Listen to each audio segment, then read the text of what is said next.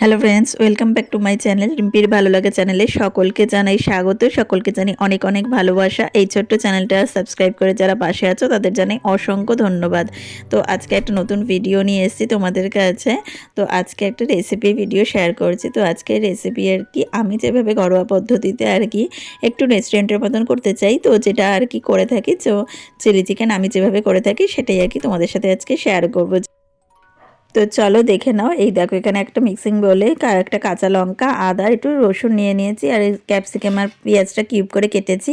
আর বাজার থেকে আনার পরেই চিকেনটা বোনলেস চিকেন আর কি, তো চিকেনটা আনার পরে ভালো করে ধুয়ে নুন, হলুদ, সামান্য সাদা তেল দিয়ে মাখিয়ে ফ্রিজে রেখে দিয়েছিলাম। তো এখন এই মিক্সিং ফ্রিজ থেকে বার করে নিয়েছি, প্রায় এই 1.5 ঘন্টা মতন আমি মাখিয়ে ফ্রিজে রেখেছিলাম।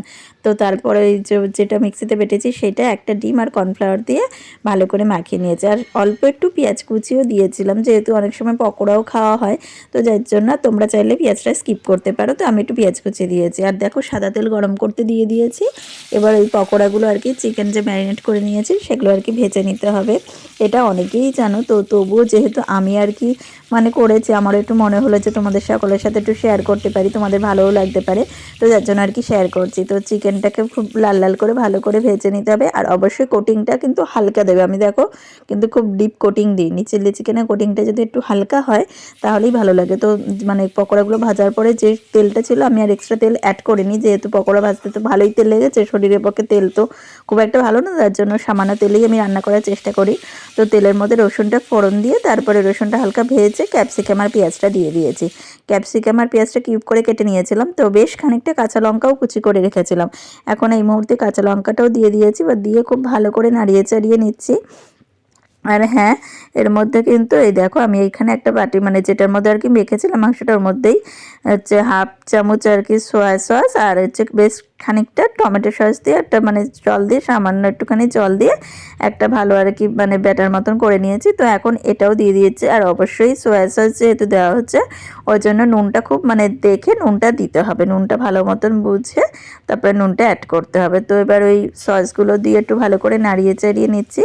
এখন আবার ওই বাটি ধোয়ার আর কি জলটাও দিয়ে দিলাম, যেহেতু জানো আমরা যারা রান্না করি সবসময় এটা করেই থাকি, যেহেতু ওর গায়ে অনেকটা মশলা বা সস যেগুলো লেগে থাকে, তো ওই জন্য। এবার এখানে দেখো আমি 2 চামচ কর্নফ্লাওয়ার জলে গুলে রেখে দিয়েছি। আর এই যে মশলাটাও বেশ মশলা না আর কি, এই ক্যাপসিকাম পেঁয়াজ এগুলো সব কিছু একটু ভালো করে নাড়িয়ে চাড়িয়ে একটু কষিয়ে মতন যখন তেল মতন ছেড়ে গেল, তখন এই যে কর্নফ্লাওয়ারটা গুলে রেখেছিলাম সেই জলটা দিয়ে দিয়েছি। তো দেওয়ার পরে একটু নুন দিয়েছিলাম, তো নুনটা যখন দিয়েছি সরি, তো ভিডিওটা আমার করা হয়নি। তো ভালো করে জলটা ফুটে গেলে তারপরে চিকেনের পকোড়া যেগুলো ভেজে রেখেছিলাম সেগুলো দিয়েছি, দিয়ে এবার খুব ভালো করে ফুটিয়ে নিতে হবে। তো যাতে আর কি ঘন ঘন হয়, যেহেতু কর্নফ্লাওয়ারটা গুলে দেওয়া হয়েছে, তো ওই জন্য বেশ ঘন ঘন হয়েছে, কনসিস্টেন্সিটা একটু ঘন ঘনই ভালো লাগে। আর দেখো আমি হচ্ছে ক্যাপসিকাম সেদ্ধটাও দেখে নিলাম, তো গ্যাসটা অফ করে দিয়েছি, এরকম হয়েছে, আর সামান্য কয়েকটা চিনির দানা দিয়েছি। তো দেখো আমি এই জন্য নামিয়ে নিয়েছি। আমার চিলি চিকেনটা এরকম দেখতে হয়েছে, সত্যি বলতে দেখতে যেমন, এটা খেতেও দারুণ লাগে, বাড়ির সবাই তো খেয়ে খুব ভালো বলে, আর তোমরাও কিন্তু একবার ট্রাই করতে পারো। আর অবশ্যই যদি ভিডিওটা ভালো লাগে তাহলে চ্যানেলটা সাবস্ক্রাইব করে দিও, লাইক কমেন্ট করো। তো বন্ধুরা, তোমাদের কাছে একটাই রিকোয়েস্ট, প্লিজ ভিডিওগুলো একটু দেখে যদি লাইক কমেন্ট করো, আমরা ভিডিও করার উৎসাহ পাই, আর বেশি কিছু চাই না। প্লিজ একটা লাইক কমেন্ট করে একটু উৎসাহ দিও, সকলের চ্যানেলেই উৎসাহ দিও, এটাই আমাদের ছোট ছোট ক্রিয়েটারদের সবারই আশা। তো সবারই পাশে থেকো, এটাই তোমাদের সকলকে বলতে চাই। তো আজকের ভিডিওটা এইটুকুই, আর তোমরা যদি অন্য কোনো রেসিপি জানতে চাও অবশ্যই কমেন্ট করো। সকলে ভালো থেকো।